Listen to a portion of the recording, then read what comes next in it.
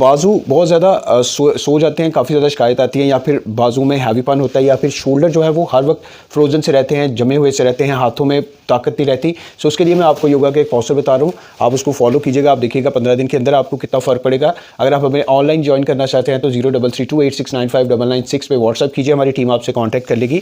ये जो मैं आपको पॉस्चर बताने लगा हूँ, इसको आपने इस तरीके से परफॉर्म करना है और यहाँ से आपने इस पोजीशन में आना है। 1, जब आप यहाँ पे आएँ तो आपके शोल्डर और आपके एल्बोज जो हैं और आपके जो रिस्ट जॉइंट हैं ये एक पोजीशन में हो, और यहाँ पे 2, इससे आपका जो हिप जॉइंट है वो भी मूवमेंट में आएगा, आपका पेट भी कम होगा, और आपके यहाँ पे जो बहुत ज़्यादा गर्दन में या फिर ये शोल्डर्स में जान नहीं रहती, आपके यहाँ पे भी ब्लड की सर्कुलेशन बेहतर होगी, आपके जॉइंट भी बेहतर हो जाएंगे, हिप जॉइंट भी, आपके नी जॉइंट पे भी काम होगा।